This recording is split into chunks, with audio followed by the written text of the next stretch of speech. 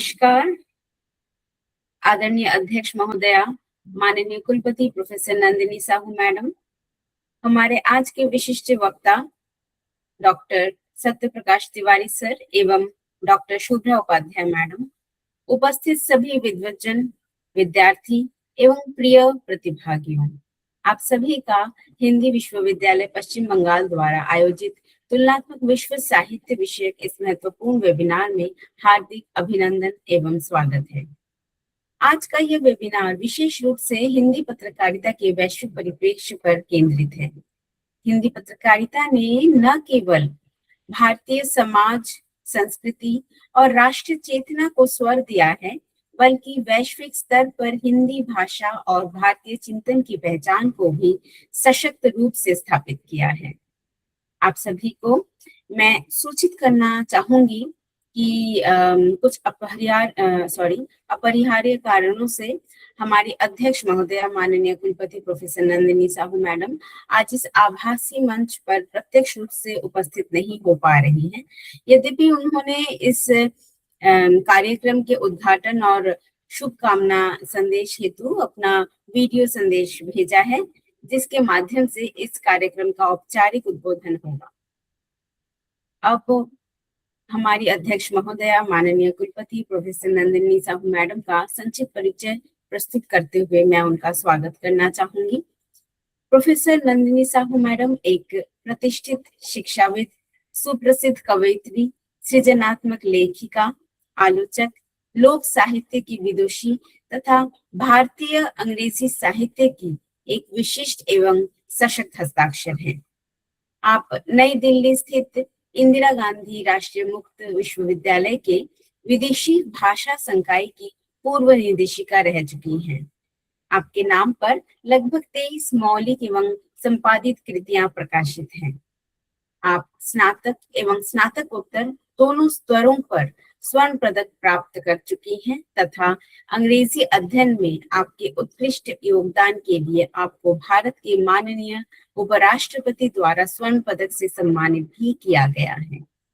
आपको अनेक प्रतिष्ठित सम्मानों से विभूषित किया गया है, जिनमें माइकल मधुसूदन अकादमी अवार्ड, लाइफ टाइम अचीवमेंट पुरस्कार, टैगोर सम्मान और ऑनररी फेलोशिप, इसके साथ साथ इंटरनेशनल एकेडमी ऑफ एथिक्स से एम्बेसडर ऑफ इटर्निटी अवार्ड विशेष रूप से उल्लेखनीय है।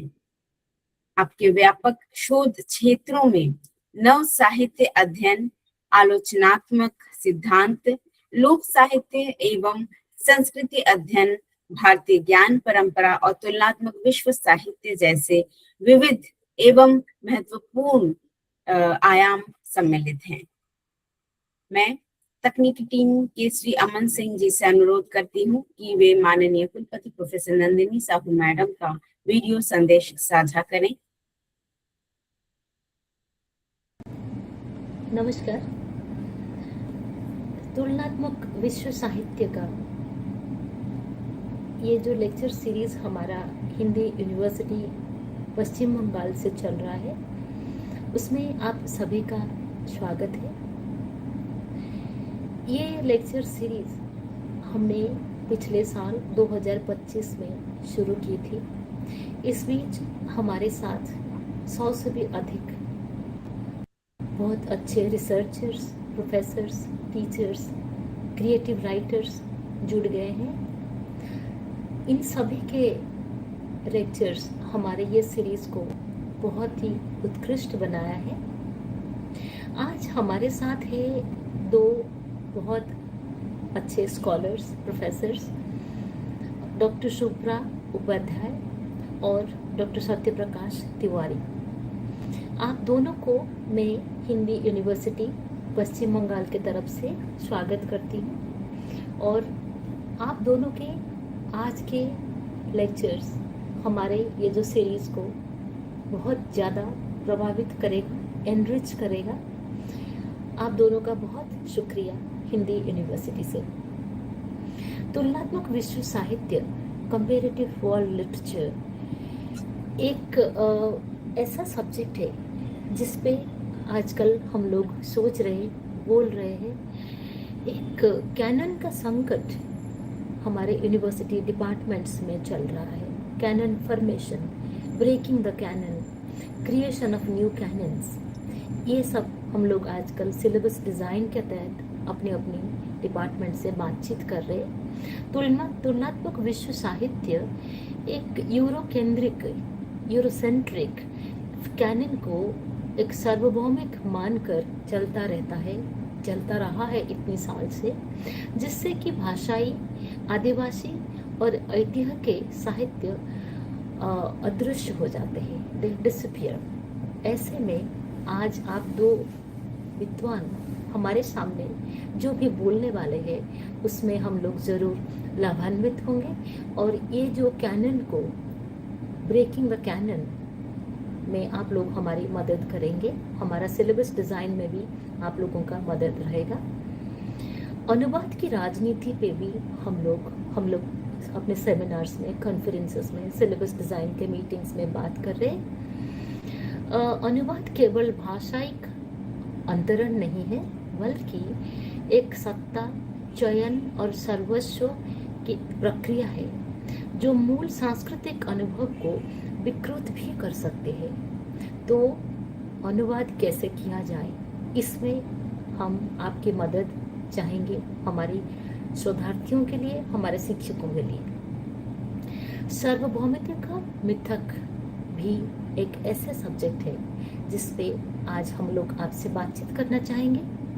मानव अनुभव की समानता का दावा स्थानीय इतिहास, जाति, लिंग और भूगोल की विशिष्टताओं के पर समतल कर देता है। ऐसे में हमारे रिसर्च स्कॉलर्स, हमारे शोधार्थी किस दिशा में जाएंगे, आप उनको दिशा दिखाएं। पश्चिमी सिद्धांतों का तुलनात्मक विश्व साहित्य पर बहुत ही एक मापदंड बना रखा है हम लोगों ने, जिसमें देशज ज्ञान परंपराएं चलती जा रही है।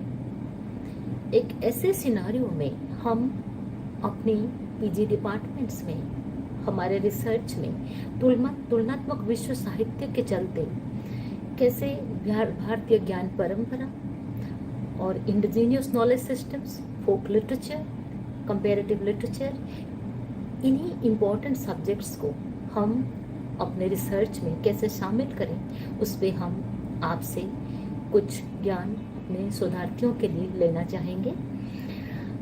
संस्कृति के बारे में जब हम बातचीत करते हैं, विश्व साहित्य कई बार एकेडमिक विमर्श से अधिक प्रकाशन उद्योग की और अवार्ड विनिंग की प्राथमिकताओं द्वारा संचालित हो रहा है। हमारे शोधार्थी, हमारे शिक्षक बहुत बार कंफ्यूज्ड हो जाते हैं। ऐसे में आप जैसे विद्वान हमारे यूनिवर्सिटी को मार्गदर्शन करें। आप दोनों का बहुत बहुत शुक्रिया हमारा इनविटेशन एक्सेप्ट करने के लिए। तुलनात्मक विश्व साहित्य का इस श्रृंखला में आप दोनों का स्वागत है। डॉक्टर पारोमिता को और अमन सिंह को ये मैं कंग्रेचुलेशंस देना चाहूँगी। दोनों बहुत डेडिकेशन से ये लेक्चर सीरीज को चलाते जा रहे हैं, और वीसी ऑफिस से काजोरी रे भी इसमें अपना कंट्रीब्यूशंस दे रहे हैं। उन तीनों को मेनी कंग्रेचुलेशंस एंड आप दोनों का बहुत बहुत शुक्रिया। नमस्कार। बहुत बहुत आभार मैम।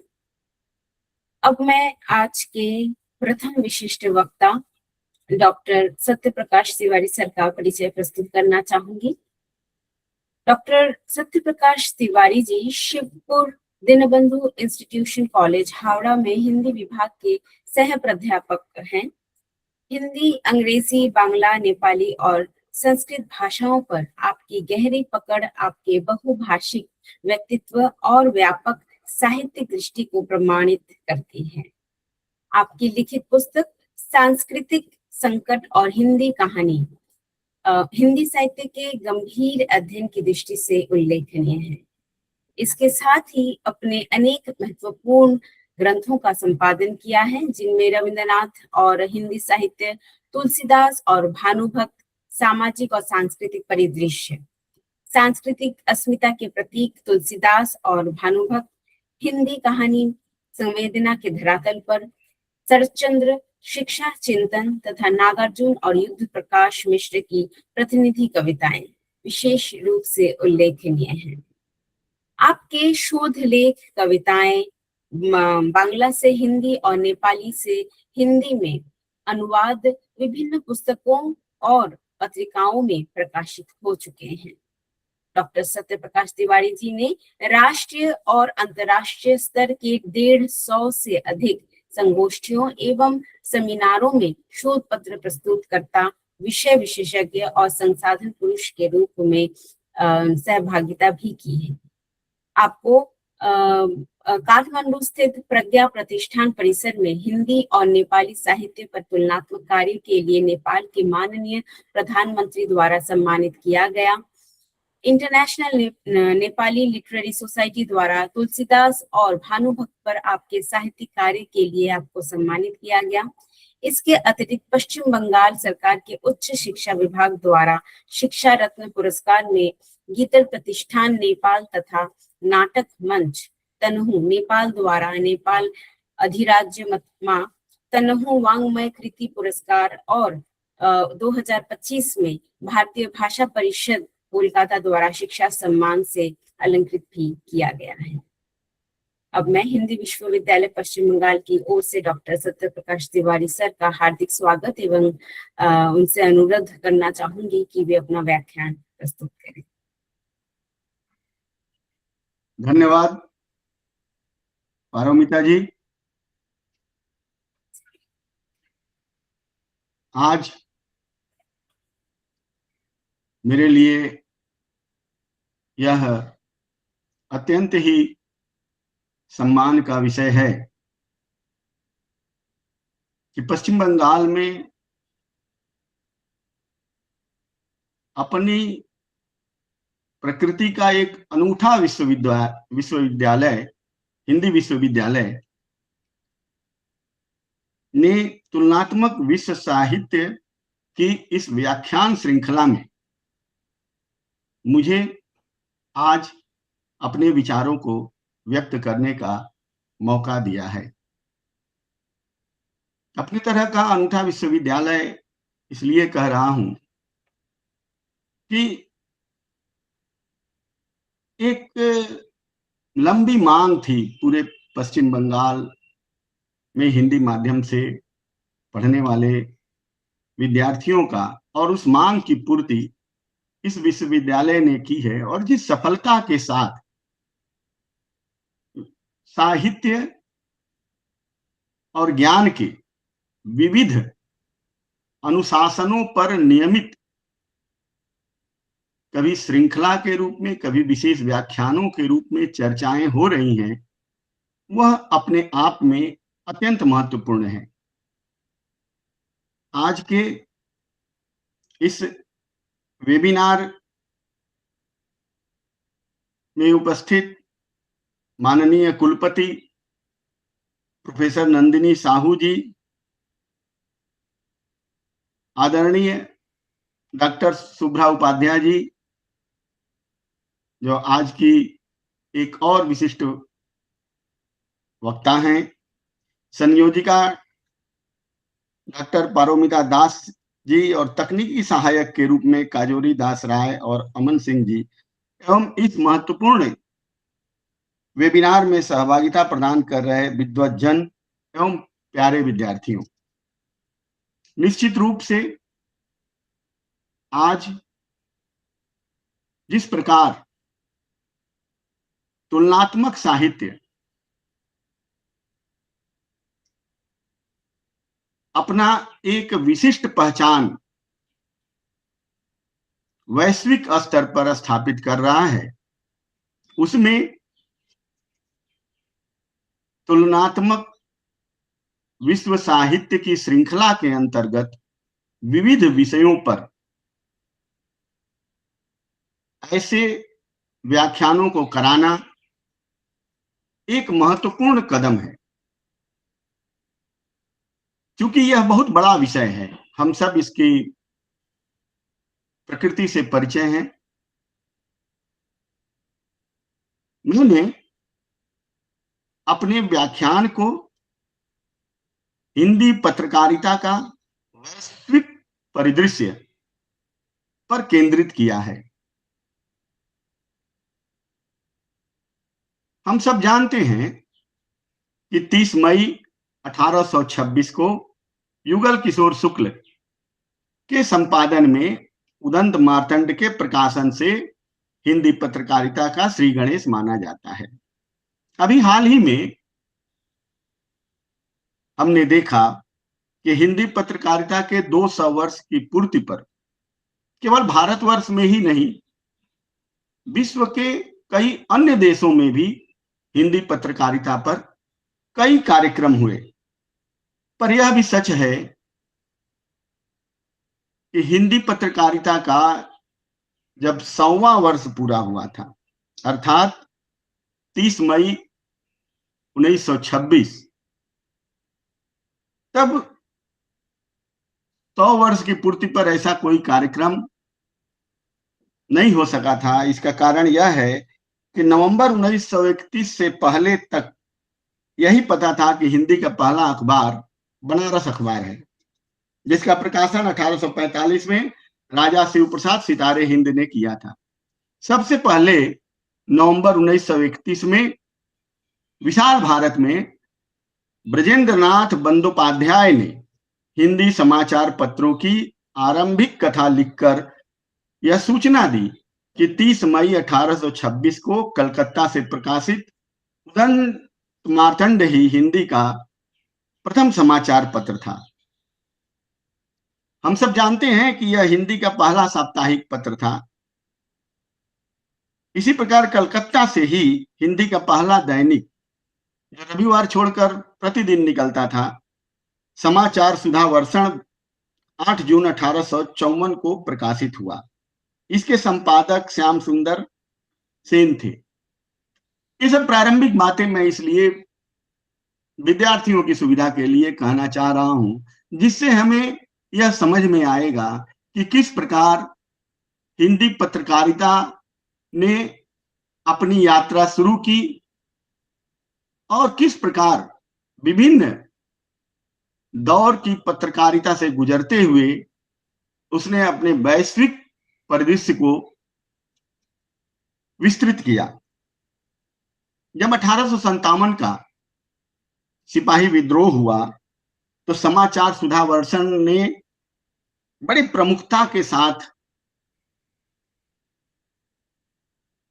अपने विचारों को प्रकाशित करना देश हित में प्रारंभ किया। एक उदाहरण मैं आप सबसे साझा करना चाहता हूं, जो 26 मई 1857 के अंक में समाचार सुधा वर्षण में प्रकाशित हुआ था। वह इस प्रकार है। ऐसा आभास मिलता है कि ब्रिटिश साम्राज्य का अब अंत आ गया। जब दास मालिक को जवाब देने लगता है, तब समझ लो मालिक का अंत निकट है। साम्राज्य पर जब संकट पड़ा, तब गवर्नर ने अनेक वायदे किए, लेकिन विद्रोही सेना का उन वायदों पर कोई विश्वास नहीं।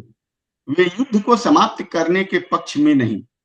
सच्ची बात तो यह है कि युद्ध में दम आ रहा है और अनेक क्षेत्रों की जनता सेना में मिल रही है। उन दिनों का समय ऐसा था कि ब्रिटिश सरकार की नजर हिंदी पत्रकारिता पर लगी हुई थी। केवल हिंदी पत्रकारिता ही नहीं, इस तरह से भी इसे कहा जा सकता है या कहा जाना चाहिए कि अन्य जो भाषाओं के भी पत्र पत्रिकाएं उस समय प्रकाशित हो रही थी और जो देश हित में लिख रही थी, उस पर भी उनकी नजर थी। लेकिन हिंदी पत्रकारिता पर तो विशेष नजर उन लोगों की लगी रहती थी, क्योंकि उन्हें पता था कि इसका एक व्यापक आयाम भारतीय समाज पर पड़ रहा है। कहने का तात्पर्य यह है कि बंगाल ने हिंदी पत्रकारिता के रूप में जो अभूतपूर्व योगदान किया और उसके बाद जिस प्रकार विभिन्न दौर की पत्रकारिता अपनी यात्रा प्रारंभ करते हुए आज के दौर में पहुंची है, वह कहीं ना कहीं उसकी पूरी संघर्ष गाथा को रेखांकित करता है। भारतेंदु युगीन पत्रकारिता के रूप में हिंदी पत्रकारिता के दूसरे दौर की शुरुआत होती है। हम सभी इस तथ्य से भली भांति परिचित हैं कि कवि वचन सुधा हरिश्चंद्र मैगजीन, बाद में इसका नाम हरिश्चंद्र चंद्रिका कर दिया गया था, हिंदी प्रतीक, भारत जीवन जैसी कई अन्य महत्वपूर्ण पत्र प्रकाशित होते थे। भारतेंदु की जब बात आई तो एक, चूंकि हिंदी पत्रकारिता के वैश्विक परिदृश्य की बात कर रहा हूं, तो एक तथ्य मैं साझा करना चाहता हूं कि भारतेंदु का नेपाल के एक बहुत बड़े साहित्यकार लेखक मोतीराम भट्ट से भी ऐसा संपर्क था कि जिसने नेपाल के साहित्य और उसकी पत्रकारिता को भी प्रभावित किया। मोतीराम भट्ट पहली बार भारतेंदु हरिश्चंद्र से मिले और जो संक्षेप में एक दो पंक्तियों में कहूं तो उस समय जो समस्या पूर्ति का दौर था, उससे वे बहुत प्रभावित हुए भारतेंदु से मिलकर, और नेपाल में उसी के आधार पर, उसी के तर्ज पर मोती मंडल की स्थापना हुई। खैर, चूंकि उस तरफ से फिर अपने को मोड़ता हूं इसलिए कि बात अधिक लंबी हो जाएगी। हिंदी पत्रकारिता के तीसरे दौर की शुरुआत महावीर प्रसाद द्विवेदी युग से होती है। इस तीसरे दौर की चर्चा कलकत्ता के संदर्भ में खास तौर से कृष्ण बिहारी मिश्र जी इस प्रकार करते हैं अपनी महत्वपूर्ण पुस्तक हिंदी पत्रकारिता में। वे लिखते हैं, इस तीसरे दौर के कलकत्ता से प्रकाशित होने वाले हिंदी पत्रों में सबसे तेजस्वी पत्र था भारत मित्र, जिसके संपादक बाबूबाल मुकुंद गुप्त थे। वैसे तृतीय दौर के पत्रों में हिंदी बंगवासी की भी गणना की जाती है, जो 1890 ईस्वी में प्रकाशित हुआ था। जनवरी 1900 से सरस्वती का प्रकाशन प्रारंभ होता है। सबसे पहले यह नागरिक प्रचारणी सभा द्वारा एक समिति बनाई जाती है, जिसमें बाबू श्याम सुंदर दास, बाबू राधा कृष्ण दास, बाबू कार्तिक प्रसाद, बाबू जगन्नाथ दास और किशोरी लाल गोस्वामी शामिल किए जाते हैं।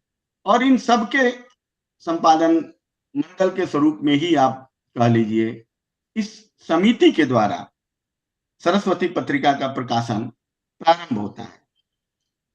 लेकिन जनवरी 1901 से बाबू श्याम सुंदर दास इसकी जिम्मेदारी संपादक के रूप में संभालते हैं और जनवरी 1903 से महावीर प्रसाद द्विवेदी इसके संपादन का कार्यभार संभालते हैं। हमें यह ध्यान में रखना चाहिए, जब हिंदी पत्रकारिता के विभिन्न दौर की बात करेंगे और उसके वैश्विक परिदृश्य की भी बात करेंगे, तो हमें यह ध्यान में रखना चाहिए कि वह दौर उस समय का ऐसा दौर था जो हिंदी पत्रकारिता से जुड़ने वाले व्यक्ति एक मिशन के तहत जुड़ते थे। महावीर प्रसाद द्विवेदी जब सरस्वती पत्रिका के संपादन भार को ग्रहण किए, उस समय रेलवे में वो नौकरी करते थे और 175 रुपये मासिक वेतन उस समय था। लेकिन सरस्वती में 21 रुपये मात्र मासिक वेतन पर उन्होंने अपनी सेवा प्रारंभ की। द्विवेदी जी का यह कदम इस तथ्य को रेखांकित करता है कि पत्रकारिता उनके लिए एक मिशन था। 17 वर्षों तक इन्होंने संपादन किया। इन 17 वर्षों में सरस्वती ने एक नया आयाम प्रस्तुत किया। धीरे धीरे इसमें भारत के बाहर के भी साहित्यिक, सामाजिक, सांस्कृतिक तमाम विषयों से संबंधित आलेख प्रकाशित होने लगे। 20वीं सदी में हिंदी पत्रिकाओं में महत्वपूर्ण विदेशी तथ्यों से संबंधित सामग्री जो प्रकाशित होने लगी, उसमें सरस्वती में उसकी विविधता कुछ विशिष्ट प्रकार की थी। मैं सरस्वती के पुराने अंक देख रहा था तो देखा जुलाई 1921 के अंक में स्विट्जरलैंड की पंचायत नामक एक आलेख प्रकाशित है, जिसका एक अंश आपसे साझा कर रहा हूं, कुछ पंक्तियां, जिससे यह समझ में बात आएगी कि किस प्रकार भारत के बाहर के भी अन्य देशों के भी कई आयाम या कुछ महत्वपूर्ण खबरें, या एक दो उदाहरण और दूंगा जिससे लगेगा कि कुछ साहित्यिक समाचार भी, किस प्रकार गतिविधियां, महत्वपूर्ण तथ्य भारतीय समाज में, या हम यूं कहें कि हिंदी से जुड़े लोगों के बीच हिंदी पत्रकारिता के माध्यम से आने लगा था। स्विट्जरलैंड की पंचायत का एक अंश देखिए। स्विट्जरलैंड के जिन 5-6 जिलों में ये पंचायतें बैठती हैं, उनमें एक का नाम ग्लारस है। इस जिले का सदर इसी नाम के कस्बे में है और वह स्थान ज्यूरिच से 50 मील से भी दूर है। ग्लारस उन पहाड़ों के तल भाग में आबाद है जिनके शिखर सदैव हिम से आवृत रहते हैं। इस स्थान को जो मार्ग गया है वह भी बड़ा बेढब है। इस पहाड़ी जिले के मेंबर चुनने वालों की संख्या 10,000 से भी कम है। इसी प्रकार सरस्वती के ही सितंबर 1923 के अंक में गिरिजा दत्त शुक्ल का एक आलेख प्रकाशित है। आलेख का शीर्षक है शेक्सपियर का विश्व संदेश।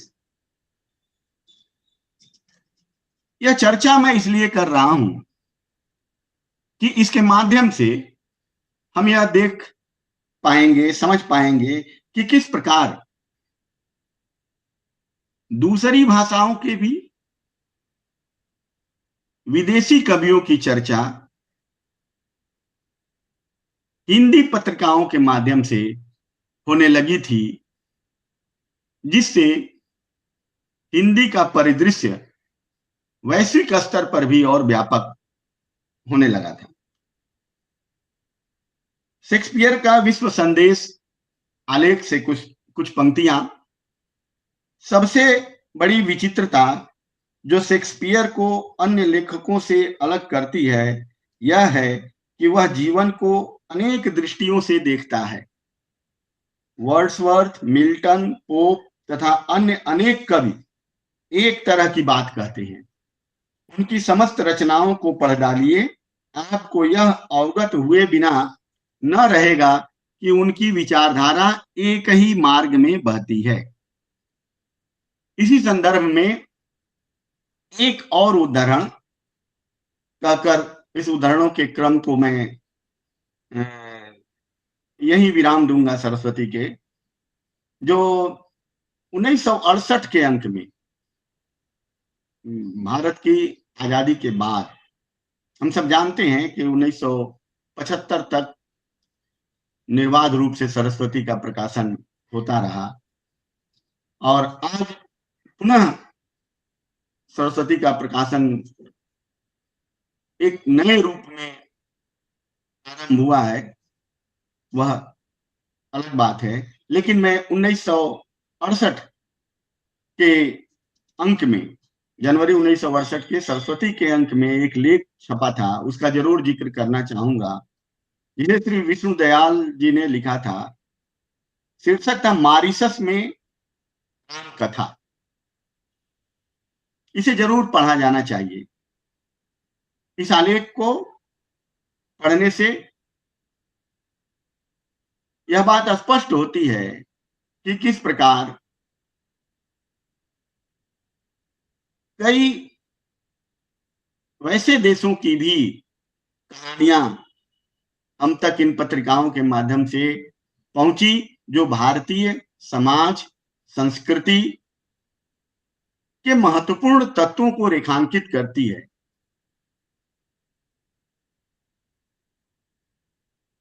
इस आलेख का एक अंश मैं आपसे साझा करना चाहता हूं। वह इस प्रकार है। 1967 के उत्तरार्ध में कविवर दिनकर ने जो मॉरिशस की यात्रा की थी, उससे अनेक प्रकार के लाभों में से एक लाभ यह हुआ कि हमारी जन्मभूमि की देन पर एक नया प्रकाश पड़ गया। अपने भ्रमण वृत्तांत में दिनकर जी ने लिखा था, मारीच, मॉरिशस और राम कथा। मॉरिशस के हिंदुओं के बीच एक ऐसी लोक कथा प्रचलित है कि मारीच ने मरते समय भगवान राम से यह वरदान मांगा था कि मैं हमेशा आपका नाम सुनता रहूं। भगवान ने ज्यों ही मारीच के शव का स्पर्श किया, वह मोती में परिणत हो गया। उस मोती को उठाकर भगवान ने बड़े जोर से दक्षिण की ओर फेंक दिया। वही मोती 720 वर्ग मील का मॉरिशस द्वीप है। आजादी के बाद से अखिल भारतीय स्तर पर हिंदी के कई दैनिक, साप्ताहिक और मासिक पत्रों के प्रकाशन की संख्या में उल्लेखनीय वृद्धि हुई है। हमने जो हिंदी पत्रकारिता का संक्षिप्त इतिहास भी इस क्रम में प्रस्तुत किया, उससे यह स्पष्ट है, या हम सब इस तथ्य से भलीभांति परिचित हैं कि हिंदी पत्रकारिता का इतिहास उसके संपादकों, पत्रकारों और शुभेच्छुओं के त्याग का इतिहास रहा है। उनके त्याग की नींव की ईंट पर ही हिंदी पत्रकारिता का महल निर्मित हुआ है। आजादी के बाद से और खासकर 21वीं सदी में भले ही कुछ अवमूल्यन हुआ है, पर इसका भविष्य आज भी उज्जवल है। केवल जरूरत इस बात की है कि आज के दौर में पत्रकारिता के जो कारपोरेट घराने, आज तो कारपोरेट घरानों का युग है। ऐसा नहीं है कि उस निष्ठा वाले पत्रकार नहीं है, यह मेरे कहने का तात्पर्य नहीं है। इसके मूल में जाने पर बात बहुत लंबी हो जाएगी, कई इसके विस्तृत आयाम हैं। लेकिन जो कारपोरेट घराने हैं, यदि वे देश हित को सर्वोपरि रखते हुए और हिंदी पत्रकारिता के आरंभिक दौर को स्मरण करते हुए संपादकों और पत्रकारों को अपने अनावश्यक दबावों से मुक्त रखें, तो निश्चित रूप से हिंदी पत्रकारिता का एक अलग स्वरूप हमें दिखाई देगा।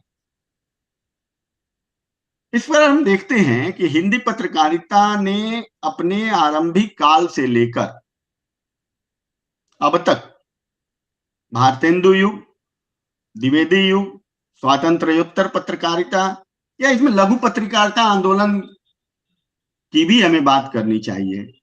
लघु पत्रिका आंदोलन ने भी एक बहुत ही बड़ा विस्तृत फलक प्रदान किया हिंदी पत्रकारिता को। इन तमाम आंदोलनों से या पत्रकारिता के युग से गुजरते हुए आज हिंदी पत्रकारिता ने समकालीन दौर की पत्रकारिता में प्रवेश किया है। आज इस दौर में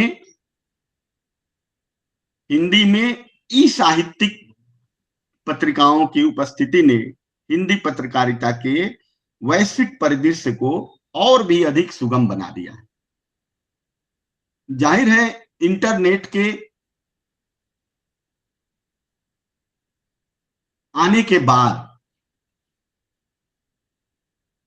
विविध क्षेत्रों में एक क्रांतिकारी परिवर्तन आया है, चाहे वह जीवन के विविध क्षेत्र हों या विविध ज्ञान विज्ञान के अनुशासनों के क्षेत्र हों या पत्रकारिता का क्षेत्र हो। हर क्षेत्र में हम देखेंगे कि एक क्रांतिकारी परिवर्तन आया है। अब उन परिवर्तनों के गुण दोष की चर्चा अलग बात है। कई लोग प्रिंट मीडिया को ही अधिक महत्व देते हैं, कई ई माध्यम के मीडिया को अधिक महत्व देते हैं, या अब ई माध्यम में पुस्तकें भी आने लगी हैं। क्योंकि यहाँ बात पत्रकारिता की हो रही है, इसलिए मैं अपना पूरा ध्यान उसी पर केंद्रित रखना चाहूंगा। ई माध्यम की पत्रिकाओं ने एक क्रांतिकारी आयाम प्रस्तुत किया है। इंटरनेट जब आया तो शुरुआती दौर में निश्चित रूप से फॉन्ट की कुछ समस्या थी। यूनिकोड के आने के बाद वह समस्या भी काफी हद तक दूर हो गई और अब बड़ी सहजता से ई पत्रिकाएं निकल रही हैं। लेकिन ई पत्रिकाओं की जब बात करेंगे तो सबसे पहला नाम भारत दर्शन का आता है, जो 1996 में रोहित कुमार हैप्पी ने इसे निकालना प्रारंभ किया था। और आज भारत एवं विश्व के अन्य देशों से भी कई पत्रिकाएं ई माध्यम से प्रकाशित हो रही हैं। कई ऐसी भी पत्रिकाएं हैं जो प्रिंट माध्यम और ई माध्यम दोनों स्तरों पर प्रकाशित हो रही हैं। और कई ऐसी भी पत्रिकाएं हैं जो केवल ई माध्यम से प्रकाशित हो रही हैं। ऐसा नहीं है कि ई माध्यम से प्रकाशित होने वाली पत्रिकाओं का महत्व कम है। काफी महत्वपूर्ण सामग्री और चूंकि पल भर में वैश्विक स्तर पर संपर्क हो जाना, यह भी एक महत्वपूर्ण प्रकृति है ई माध्यम की पत्रकारिताओं का। देखिए, समय के साथ साथ हम सबको बदलना चाहिए। परिवर्तन प्रकृति का नियम है। यह जरूर है कि प्रिंट मीडिया का अपना एक अलग महत्व है, लेकिन आज जिस प्रकार से कुछ महत्वपूर्ण पत्रिकाओं का नाम आरंभ, हस्ताक्षर, जनकृति या हमारे पड़ोसी राष्ट्र नेपाल से हिमालयनी एक पत्रिका निकलती है बहुत अच्छी हिंदी की, वह प्रिंट और ऑनलाइन दोनों संस्करण उसके उपलब्ध हैं। इस प्रकार हिंदी की इन ई पत्रिकाओं के माध्यम से हम देश विदेश की बहुत सी विविध ज्ञान विज्ञान के अनुशासनों के बारे में जानकारी प्राप्त करते हैं, उसे भली भांति पढ़ पाते हैं और अपने विचारों को भी हम भली भांति साझा कर पाते हैं। आज देखिए, इंटरनेट के इस युग में चाहे हिंदी की कोई पत्रिका, कोई या हिंदी का समाचार पत्र, चाहे वह भारत से निकले, नेपाल से निकले, इंग्लैंड से निकले, अमेरिका से निकले, जापान से निकले, किसी भी देश से, सबसे बड़ा लाभ यह है कि हर देश में जहां भी इस तरह की पत्रिकाओं का प्रकाशन हो रहा है, खासतौर से ई पत्रिका के संदर्भ में यदि कहें, मैंने सरस्वती का उदाहरण देते हुए आपको कई उदाहरणों के माध्यम से यह रेखांकित किया कि किस प्रकार उस दौर में भी हिंदी पत्रकारिता ने अपनी वैश्विक परिदृश्य को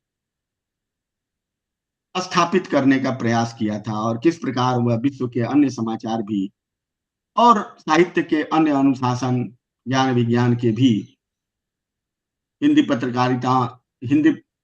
पत्रिकाओं के माध्यम से उपलब्ध हो रहे थे, उसकी चर्चा मैंने की। ई पत्रकारिता की चर्चा इसलिए मैं कर रहा हूं कि यह इसका एक विस्तृत स्वरूप है। जिस प्रकार 1826 से हिंदी पत्रकारिता ने जो अपनी यात्रा प्रारंभ की, आज यह भी उसका एक स्वरूप है। विभिन्न देशों में जिस प्रकार वह प्रकाशित हो रही है, उससे उन विभिन्न देशों के भी सामाजिक, सांस्कृतिक, साहित्यिक और अन्य ज्ञान के अनुशासनों की जानकारी हमें मिलती है। पर तमाम बातों के बावजूद इससे इनकार नहीं किया जा सकता कि हिंदी पत्रकारिता के वैश्विक परिदृश्य को विस्तृत करने में प्रिंट मीडिया की पत्रकारिता के साथ ही साथ आज ई पत्रिकाओं की भी एक महत्वपूर्ण भूमिका है। बहुत बहुत धन्यवाद। आप सबने मुझे इतने ध्यान से सुना, इसके लिए आप सबके प्रति बहुत बहुत आभार। मुझे उम्मीद है कि जो समय मुझे उपलब्ध करवाया गया था उसके अंतर्गत ही मैंने अपनी बात रखी है। धन्यवाद। जी सर। आदरणीय डॉक्टर सत्यप्रकाश तिवारी सर के इस अत्यंत गंभीर और ज्ञानवर्धक व्याख्यान के लिए मैं उनके प्रति हार्दिक आभार व्यक्त करती हूँ। अब मैं आज की अगली विशिष्ट वक्ता डॉक्टर शुभ्रा उपाध्याय मैडम का परिचय प्रस्तुत करते हुए उनका स्वागत करना चाहूंगी। डॉक्टर शुभ्रा उपाध्याय मैडम हिंदी साहित्य की प्रतिष्ठित विदुषी, सृजनशील लेखिका, आलोचक और अध्यापिका हैं। वर्तमान में आप कोलकाता स्थित खुदीराम बोस सेंट्रल कॉलेज के हिंदी विभाग में विभागाध्यक्ष के रूप में कार्यरत हैं। आप स्नातक और स्नातकोत्तर स्तर पर स्वर्ण पदक प्राप्त कर चुकी हैं। आपने हिंदी साहित्य के अध्ययन, अध्यापन, लेखन और संपादन के क्षेत्र में उल्लेखनीय योगदान दिया है। आपकी रचनात्मकता और आलोचनात्मक दृष्टि दोनों ही हिंदी साहित्य को समृद्ध करने वाली है, क्योंकि आपकी साहित्यिक कृतियों में कहानी संग्रह जैसे अंतराल और कतरा कतरा जिंदगी विशेष रूप से उल्लेखनीय है। आपकी कविता संग्रह समानांतर चलती एक लड़की, स्त्री अनुभव, संवेदना और समकालीन जीवन बोध का महत्वपूर्ण रचनात्मक दस्तावेज है। आपने अज्ञे की कहानियों का पुनर्पाठ, केंद्र और परिधि, अज्ञे का औपन्यासिक जगत, बोलती राहें, समय की शिला पर और समुच्चय जैसी महत्वपूर्ण कृतियां साहित्य जगत को प्रदान की हैं। संपादकीय कार्यों में अपने अपने अज्ञेय, हे प्रणम्य अग्नि तथा मुक्तांचल पत्रिका के विशेषांक आपके गंभीर संपादकीय सरोकारों को दर्शाते हैं। आपने अनुवाद के क्षेत्र में भी महत्वपूर्ण कार्य किया है। बांग्ला से हिंदी में आपके अनुदित ग्रंथ कादम्बरी देवी का सुसाइड नोट और मैं रविंद्रनाथ की पत्नी का साहित्यिक अनुवाद की दृष्टि से विशेष उल्लेखनीय है। इसके अतिरिक्त आपकी कविताएं, कहानियां, लेख और आलोचनात्मक रचनाएं देश की अनेक प्रतिष्ठित पत्र पत्रिकाओं और संकलनों में प्रकाशित होती रही हैं। आपको साहित्य त्रिवेणी सम्मान, नारायणी साहित्य अकादमी सम्मान, शिक्षक सम्मान, साहित्य गौरव सम्मान और देवी अवार्ड जैसे अनेक प्रतिष्ठित सम्मानों से सम्मानित किया गया है। अब मैं आदरणीय डॉक्टर शुभ्रा उपाध्याय मैडम का हार्दिक स्वागत करते हुए उनसे निवेदन करती हूँ कि वे अपना व्याख्यान प्रस्तुत करें। बहुत बहुत आभार पारोमिता जी। मैडम आपका मोबाइल जो है थोड़ा साइड का है, उसको थोड़ा सीधा कर लीजिएगा। क्या करें, ठीक नहीं है? हाँ, दिख तो रहा है मैम, थोड़ा पलटा हुआ है, उसको सीधा कर लीजिएगा। कैसे करें बताइए, ऐसे करें? हाँ जी जी जी। तो महा मुश्किल होगा, तो ऐसे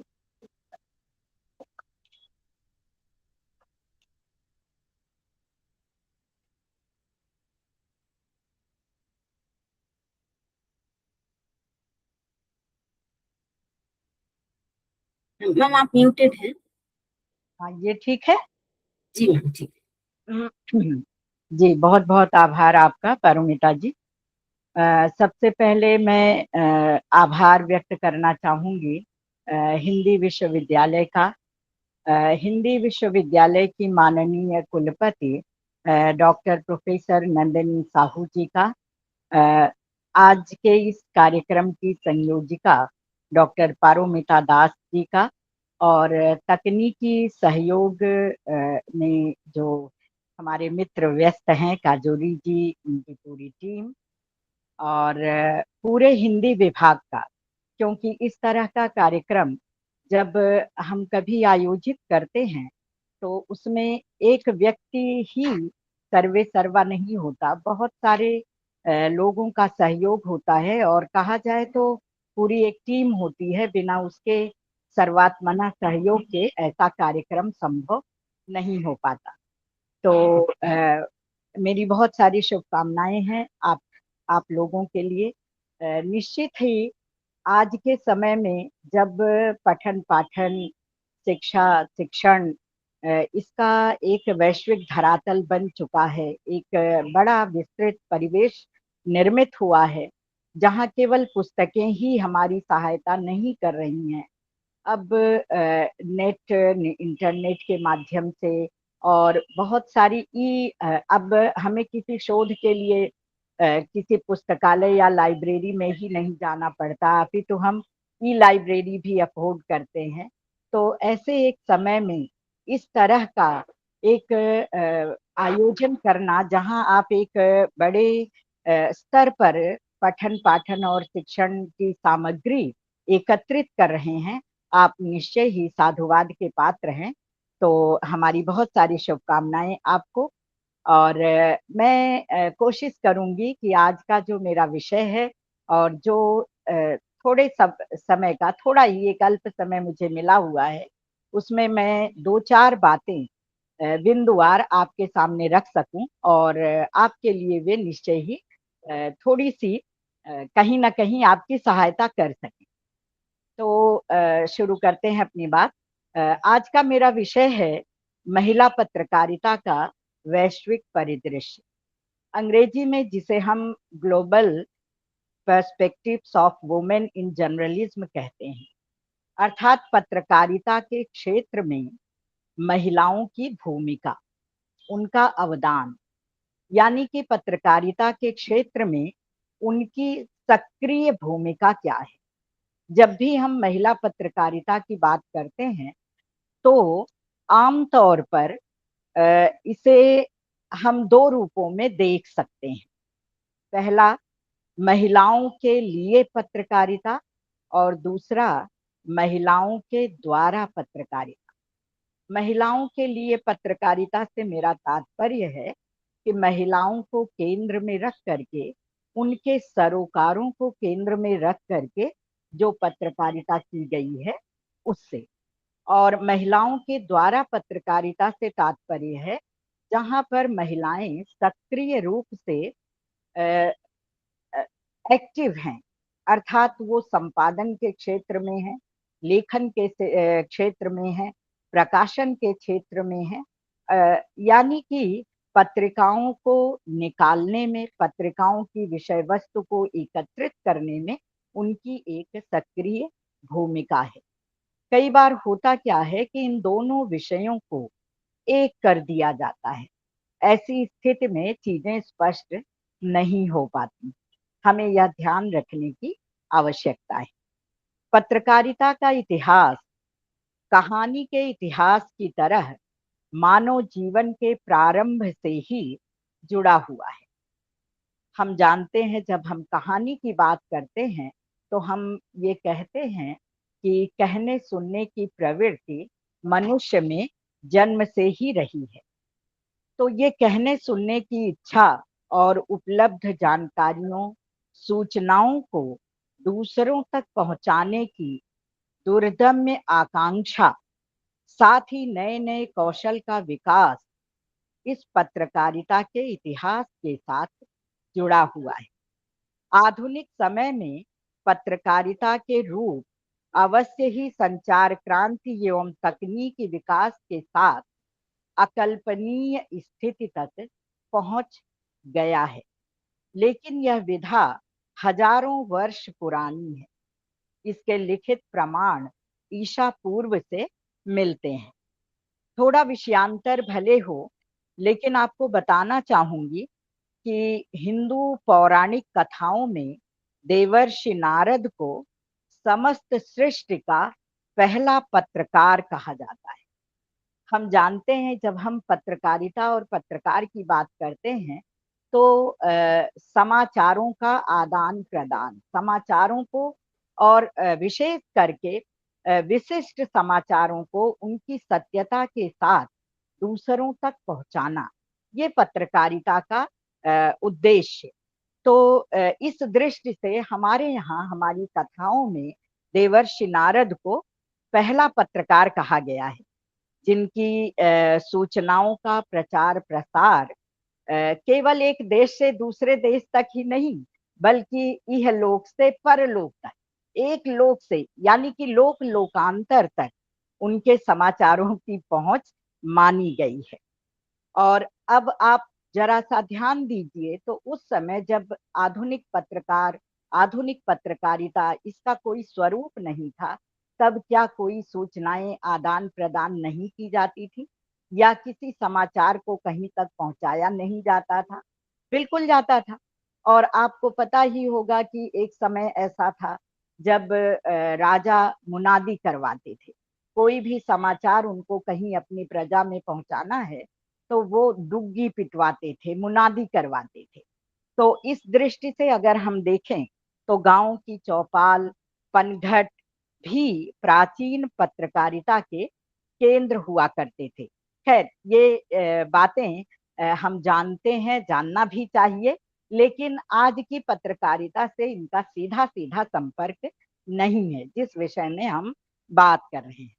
महिला पत्रकारिता पर बात करते समय यह भी ध्यान रखना होगा कि यह संसार पुरुष और महिला दोनों के लिए एक समान नहीं है। रामचरितमानस में तुलसीदास लिखते हैं कि कतविध सृजी नारी जग माही, पराधीन सुख सपन्यों नाही। पराधीनता किसी के लिए काम में नहीं है, किंतु स्त्री की पराधीनता अन्य गुलामियों से थोड़ी सी भिन्न होती है। इस अर्थ में भिन्न होती है कि उससे स्त्री की गुलामी, जहां मैं संकेत करना चाहती हूँ कि उससे ये अपेक्षा रखी जाती है कि वह अपने मालिक से प्रेम करते हुए गुलामी करे। जीवन पर्यंत यही समझे कि जो कुछ भी उसके लिए तय किया गया है वह उसी योग्य है, उसे प्रेम से स्वीकार करे और कर्तव्य मानकर उसका पालन करे। अपने लिए चयन की विकल्पहीनता उसकी नियति बना दी जाती है। स्त्रीवादी जितने भी संघर्ष हैं, आंदोलन हैं, इसी अतिवादिता की उपज हैं। हम सभी जानते हैं कि फ्रांसीसी क्रांति, मैं बात कर रही हूँ 1787 और 1799 के दौरान की, जब पहली बार स्त्रियां खुलकर सभी राजनैतिक और सार्वजनिक आंदोलनों का हिस्सा बन रही थी। उनके अधिकारों को मानव अधिकार के रूप में देखा जा रहा था। संपूर्ण सामाजिक जीवन के संदर्भ में महिला पुरुष के समानता की बात की जा रही थी। नारीवादियों या जिनको हम फेमिनिस्ट कहते हैं, उनका कहना था कि स्त्रियां एक उत्पीड़ित वर्ग हैं। स्त्रियों का उत्पीड़न सर्वव्यापक है, जो स्त्रियों के जीवन के प्रत्येक पक्ष को प्रभावित करता है। तमाम बिल, बहस, सशक्तिकरण, आरक्षण, लैंगिक समानता के बावजूद वैश्विक फलक पर, विशेष करके भारतीय संदर्भ में पत्रकारिता के क्षेत्र में महिलाओं की हिस्सेदारी अभी भी कम, बहुत कम है। फ्रांसीसी प्रिंटर एवं प्रकाशक योलैन बोनहोम 16वीं शताब्दी की पहली महिला प्रकाशक थी।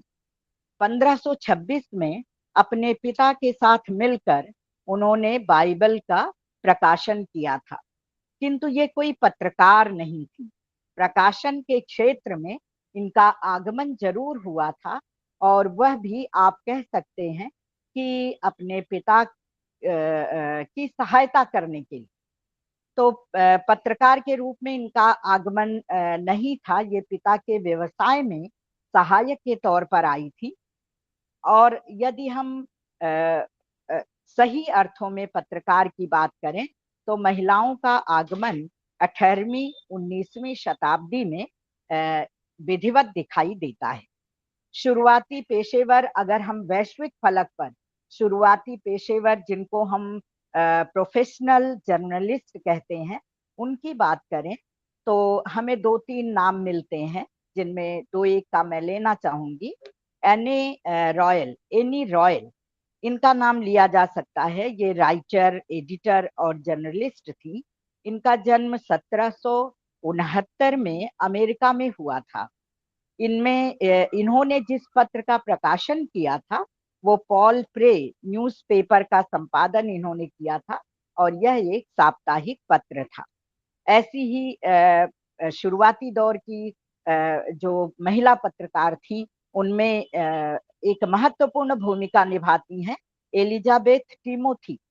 इनका समय है 1700 से लेकर के 1757 माना गया है, और इन्होंने द साउथ कैरोलिना गैजेट इसका संपादन किया था। और ये भी किस रूप में पत्रकारिता के क्षेत्र में आई थी कि इनके पति की मृत्यु हुई थी, और इसके बाद उन्होंने उसको तब तक संभाला था, उस पत्र को, जब तक इनका पुत्र उसे संभालने के योग्य नहीं हुआ था।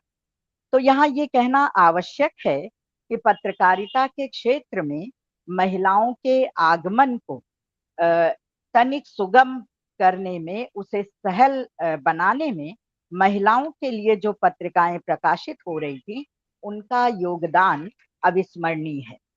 भारतवर्ष की बात करें तो भारतवर्ष में महिलाओं के लिए आरंभिक दौर में जो पत्रिकाएं प्रकाशित हुई, उनमें ब्रह्म समाज से प्रकाशित उमेश चंद्र दत्त की संपादित पत्रिका बामा बोधनी, जिसका प्रकाशन 1863 में हुआ था, इनका नाम हम लेते हैं।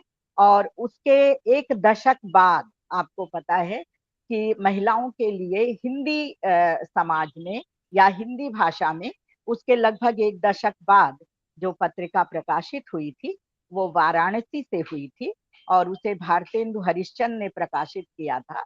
उसका नाम था बाला बोधिनी और ये 1874 में प्रकाशित हुई थी। और दक्षिण भारत में उस समय 1866 में त्रिवेंद्रम से एक पत्रिका मलयालम भाषा में प्रकाशित हुई थी, जो स्त्रियों के लिए प्रकाशित थी, और उसका नाम था केरलिया सुगुना बोधिनी।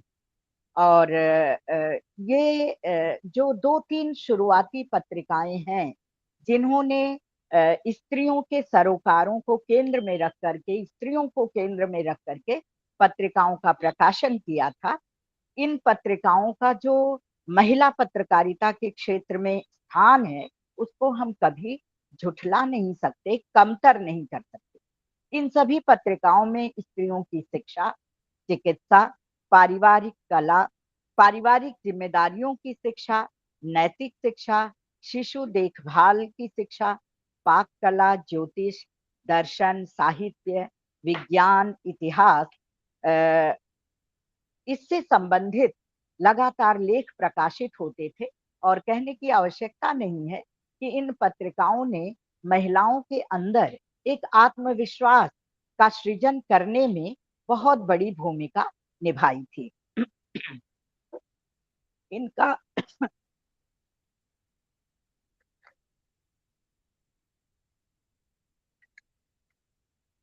इनका उद्देश्य ही महिलाओं को एक व्यापक स्तर पर एक बड़े सरोकार से जोड़ने का था।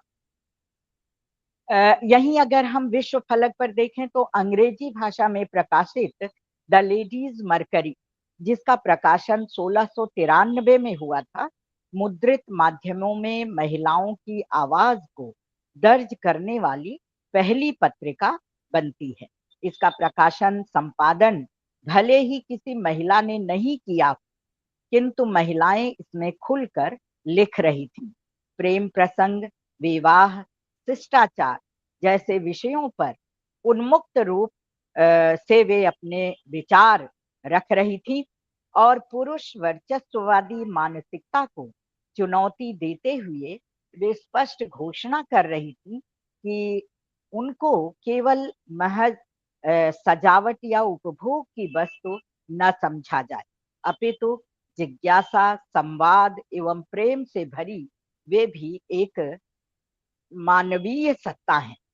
महिला पत्रकारिता के विकास में ये पत्रिकाएं एक महत्वपूर्ण सोपान जरूर हैं, किंतु लोकतांत्रिक लहजे में लोकतंत्र के एक स्तंभ के रूप में आपको पता है कि जब हम पत्रकारिता की बात करते हैं, पत्रकार की बात करते हैं, तो पत्रकारिता की सबसे प्रसिद्ध जो परिभाषा है वो इसीलिए है कि पत्रकारिता लोकतंत्र का एक प्रमुख स्तंभ है।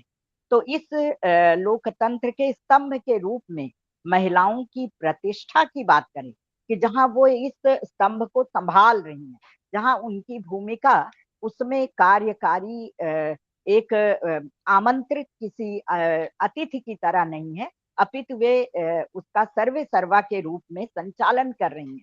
ऐसे रूप में उनकी जब प्रतिष्ठा की बात करें तो भारतीय एवं वैश्विक दोनों ही स्तरों पर कुछ ऐसी संघर्षशील जुझारू महिला पत्रकार व्यक्तित्व हमारे सामने आते हैं जो महिला पत्रकारिता में मील का पत्थर साबित हुए हैं। 1888 में हिंदी भाषा में प्रकाशित सुगृहिणी पत्रिका एवं उसकी संपादक हेमंत कुमारी देवी चौधरानी एक ऐसी ही महिला पत्रकार हैं। अपनी पत्रिका के प्रकाशन के संदर्भ में भारतीय महिला समाज को संबोधित करते हुए वे कहती हैं कि ओ मेरी प्रिय बहनों, अपने दरवाजों को खोलो और देखो कौन तुमसे मिलने आया है। यह आपकी बहन सुगृहिणी है। यह आपके पास इसलिए आई है क्योंकि आप पर अत्याचार हो रहा है। आप अशिक्षित हो और एक बंधन में बंधी हुई हो। तमाम कुसंस्कारों में जकड़ी अशिक्षित भारतीय स्त्रियों को पहली बार किसी अपनी बहन की चैतन्य पुकार सुनाई पड़ी थी। हेमंत कुमारी देवी स्वयं उन बंद दरवाजों की गवाह थी। उन्हें किसी साक्ष्य या प्रमाण की जरूरत न थी। उन्होंने अपनी पत्रिका में पर्दा प्रथा, स्त्री शिक्षा, स्वास्थ्य आदि से संबंधित लेख लिखे। उनका सर्वाधिक जोर स्त्री शिक्षा पर था। कहने की आवश्यकता नहीं कि महिला पत्रकारिता का भी वैश्विक और भारतीय संदर्भ, उनकी परिस्थितियां, उनकी जरूरतें एवं उनकी आवश्यकता अलग अलग थी। भारत में इसकी पृष्ठभूमि का काल स्वाधीनता संग्राम का काल रहा है, जिसमें अंधविश्वास, कुरीतियां, सती प्रथा, बाल विवाह, देवदासी प्रथा, स्त्री अशिक्षा, लैंगिक असमानता, भेदभाव, पितृसत्ता, पारिवारिक घरेलू दमन, शोषण आदि भीतर तक धंसे हुए थे। इस पत्रिका का उद्देश्य स्त्रियों को शिक्षा व सामाजिक सरोकारों से जोड़ना था। अपनी प्रतिबद्धता के कारण ही 19वीं शताब्दी के नवजागरण कालीन स्त्री चेतना के प्रमुख दस्तावेज के रूप में यह पत्रिका हमेशा याद की जाएगी। हमें यह नहीं भूलना चाहिए कि पाश्चात्य स्त्री विमर्श, स्त्री चेतना, फेमिनिज्म और फेमिनिस्ट जर्नल और भारतीय स्त्री विमर्श, स्त्री चेतना, नारीवाद, महिला पत्रकारिता दो अलग अलग परिप्रेक्ष्य की उपज है। 1858 में ब्रिटेन में बेसी रायनर पार्कर, जो स्वयं एक नारीवादी कवियत्री, निबंधकार, पत्रकार थी, ने महिलाओं के अधिकारों, उनकी शिक्षा, उनके मताधिकार की वे कट्टर समर्थक थी।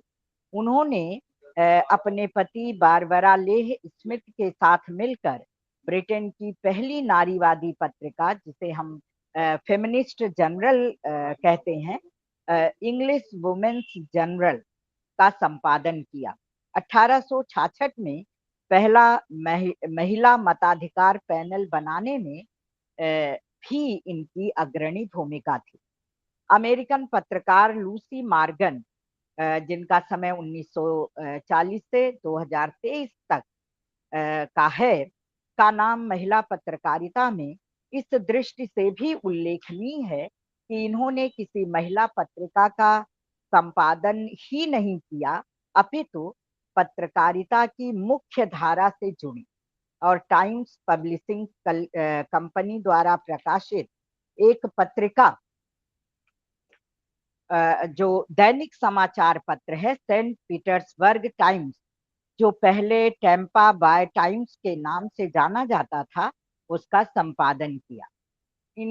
इस पत्र की 42,000 से ज्यादा प्रतियां प्रिंट होती हैं और 30,000 से ज्यादा इसके सब्सक्राइबर्स हैं। हैनकारी फॉसम नॉर्वे की पत्रकार हैं, जो टीवी शो होस्ट करती हैं। ये जर्नलिस्ट तो हैं ही, communication adviser, television presenter, reporter और सिविल इंजीनियर भी हैं। इनकी प्रसिद्धि मुख्य रूप से 2 टेलीविजन शो होस्ट करने के लिए हुई है। पहला FBI, जो नॉर्वे का एक लोकप्रिय उपभोक्ता विषयक जांच पड़ताल करने वाला शो है, जिसे हम कंज्यूमर वॉचडॉग कहते हैं। और दूसरा शो टेक्नो, जो टेक्नोलॉजी और गैजेट्स पर आधारित है। कहने का तात्पर्य यह है कि आज हम संचार क्रांति के युग में बहुत आगे तक बढ़ गए हैं। तकनीकी, विज्ञान और शिक्षा के विकास ने जीवन में आमूल-चूल परिवर्तन घटित किया है। आधुनिक समय में पत्रिकाएं मुद्रण की चौपाटी को पार कर वेब पत्रिका, डिजिटल पत्रिका के रूप में क्षण भर में चतुर्दिक पहुंच रही हैं। मीडिया, सोशल मीडिया की बाढ़ है। पत्रिकाएं गिनी चुनी नहीं, अपितु खूब निकल रही हैं। इस बहुलता में महिलाएं अब महिलाओं के कुछ तयशुदा सरोकारों से मुक्त होकर पत्रकारिता की मुख्य धारा में शामिल हैं। पत्रकारिता के जितने भी प्रकार हैं, मेरा मतलब अपराध पत्रकारिता, खोजी पत्रकारिता और तमाम पत्रकारिता के जितने भी साहित्यिक पत्रकारिता, बाल पत्रकारिता, जितने भी पत्रकारिता के जो भी प्रकार हैं, युद्ध पत्रकारिता आपको पता है, तो जितने भी प्रकार हैं सब में महिलाएं भले ही संख्या में कम हो, बहुत कम हो, लेकिन हैं, उन्होंने अपनी उपस्थिति दर्ज की है। विश्व में उनका प्रतिशत भारत में भारतीय महिला पत्रकारों की तुलना में अवश्य ही कम है, बहुत कम है। भारत में एक तुलनात्मक अध्ययन के अनुसार, भारत की पत्रिकाओं की बात मैं कर रही हूँ, हिंदी प्रिंट मीडिया के 8 प्रमुख पत्रों में जिनका 185 संस्करण निकलता है, उसमें महिला संपादक की बात करें तो केवल 2 महिला संपादक हैं।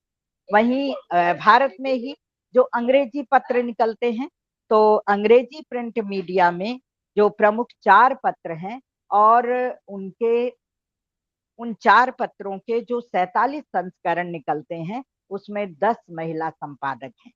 तो ये यहाँ ही भाषा के स्तर पे भी अगर हम देखें तो ये एक चौंकाने वाला तथ्य है। आधुनिक भारत की इलेक्ट्रॉनिक एवं प्रिंट मीडिया में बतौर बेबाक पत्रकार जिन्होंने प्रसिद्धि पाई, इलेक्ट्रॉनिक मीडिया की बात करें तो बरखा दत्त, अंजना ओम कश्यप, श्वेता सिंह, गौरी लंकेश, मसरत जहरा राणा, अयूब, रोहिणी सिंह, मीना कोटवाल, आरफा खानम, शेरवानी, मालिनी सुब्रमण्यम, ईरा झा, पूजा पवार, बहुत सारी ऐसी पत्रकारों के नाम हम ले सकते हैं, आप जानते हैं। और वहीं अगर हम प्रिंट की बात करें, पत्रिकाओं की बात करें, पत्रों की बात करें, तो भी मृणाल पांडे, नीरजा चौधरी, मधु त्रेहान आदि यशस्वी पत्रकार हैं जो बाकायदा इसमें काम कर रही हैं।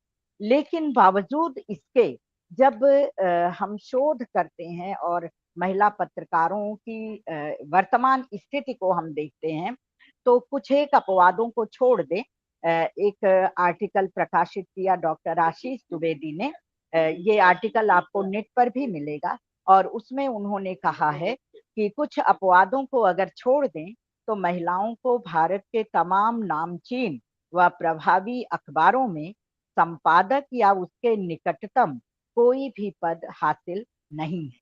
अचरज की बात है कि 60-70 संस्करणों के समूहों में महिला संपादक शून्य ही है। भारतीय मीडिया के करीब 237 वर्षों के सफरनामे में भी महिला संपादकों, लेखकों, पत्रकारों की संख्या अनुपात के हिसाब से नगण्य ही मानी जाएगी।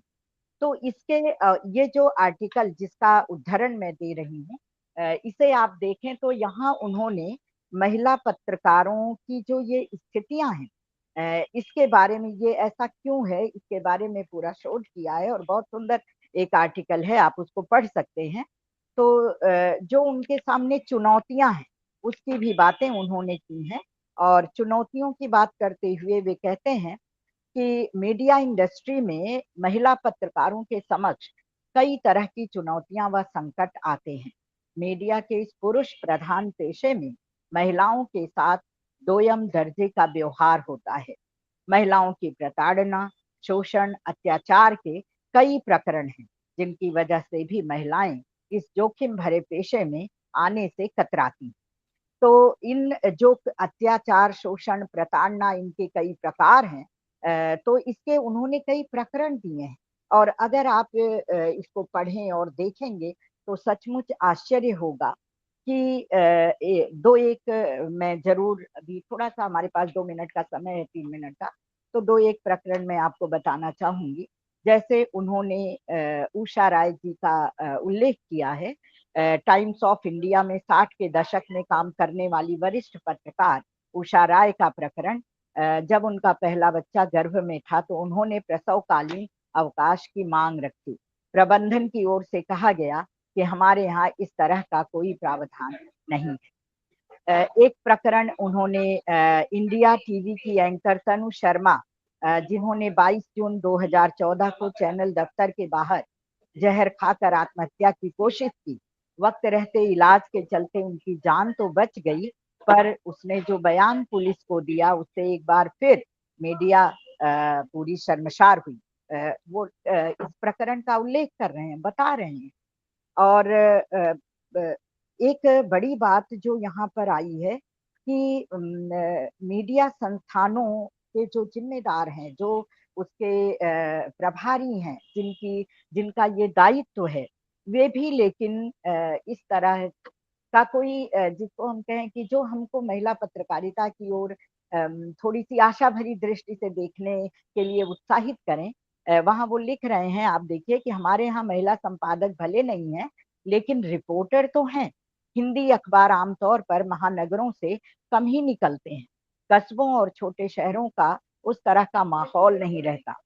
अब यहीं पर लिखा जा रहा है कि हमारे यहाँ महिला रिपोर्टर बहुत हैं, लेकिन इस फील्ड में पूरी तरह से समर्पित होकर महिलाएं कम ही आती। तो महिलाएं कम आती हैं, ये हो सकता है कभी का एक सत्य रहा हो, लेकिन आज के समय का सत्य यह नहीं है।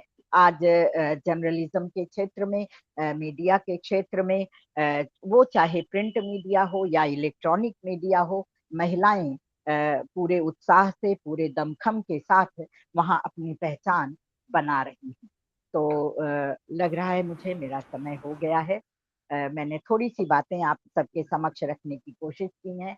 और अगर आप प्रिंट मीडिया की बात करें तो हम साहित्यिक जो पत्रिकाएं निकल रही हैं, अगर साहित्यिक पत्रिकाओं की भी बात करें तो दो एक को छोड़ करके साहित्यिक पत्रिकाओं के क्षेत्र में भी संपादक के रूप में हमें महिलाओं की स्थितियां बहुत कम दिखती हैं। आप वैज्ञानिक पत्रिकाओं की बात करें, खेल कूद से संबंधित पत्रिकाओं की बात करें, और जो सामान्य रूप पर एक घरेलू पत्रिकाएं जिनका हम कहते हैं, जैसे गृह लक्ष्मी, गृह शोभा, वनिता, या फैशन से संबंधित जो पत्रिकाएं हैं, उनमें सब में महिलाओं का, ऐसा नहीं है कि महिलाएं हैं नहीं। गृह लक्ष्मी का प्रकाशन मेरी सहेली, आप जानते हैं, हेमा मालिनी, उसका प्रकाशन करती हैं। तो ऐसी बहुत सारी पत्रिकाएं तो निकल ही रही हैं और महिलाएं भी उसमें अपनी हिस्सेदारी ले रही हैं, लेकिन अभी भी उनकी संख्या संतोषजनक नहीं है। तो उम्मीद है कि मैंने जो कुछ भी कहा है आपके हितार्थ थोड़ा सा काम आएगा। आप सबको मेरा बहुत बहुत आभार, धन्यवाद। आदरणीय डॉक्टर शुभ्रा उपाध्याय मैडम के इस अत्यंत सारगर्भित और विचार उत्तेजक व्याख्यान के लिए हार्दिक आभार। अब हम कार्यक्रम के समापन सत्र में सर्वप्रथम मैं आदरणीय अध्यक्ष महोदया एवं माननीय कुलपति प्रोफेसर नंदिनी साहू मैडम के प्रति हार्दिक आभार व्यक्त करती हूँ कि उनके संरक्षण और मार्गदर्शन तथा प्रेरणा से हिंदी विश्वविद्यालय पश्चिम बंगाल द्वारा तुलनात्मक विश्व साहित्य विषयक इस महत्वपूर्ण व्याख्यान श्रृंखला का आयोजन संभव हो सका। भले ही आज वे प्रत्यक्ष रूप से हमारे साथ उपस्थित नहीं हो सकी, परंतु उनका प्रेरणादायी वीडियो संदेश इस पूरे आयोजन को दिशा और ऊर्जा प्रदान करता है। मैं आज के दोनों विशिष्ट वक्ताओं आदरणीय डॉक्टर सत्य प्रकाश तिवारी सर और आदरणीय डॉक्टर शुभ्रा उपाध्याय मैडम के प्रति हार्दिक कृतज्ञता व्यक्त करती हूँ कि उन्होंने अपने बहुमूल्य समय, गहन अध्ययन और विशद अनुभव से इस वेबिनार को समृद्ध किया है। मैं हिंदी विश्वविद्यालय पश्चिम बंगाल के सभी सम्मानित अधिकारियों, प्राध्यापकगण, शोधार्थियों, विद्यार्थियों, सभी प्रतिभागियों के प्रति भी हार्दिक धन्यवाद ज्ञापित करती हूँ कि आपने अपनी उपस्थिति और सहभागिता से इस आयोजन को सफल बनाया। विशेष रूप से मैं हिंदी विश्वविद्यालय एवं तकनीकी टीम से श्री अमन सिंह जी एवं सुश्री काजोरी दास राय जी के प्रति हार्दिक आभार व्यक्त करती हूँ कि जिनके तकनीकी सहयोग से ये आभासी कार्यक्रम सुचारू रूप से संपन्न हो सका है। आप सभी को पुनः हार्दिक धन्यवाद। नमस्कार।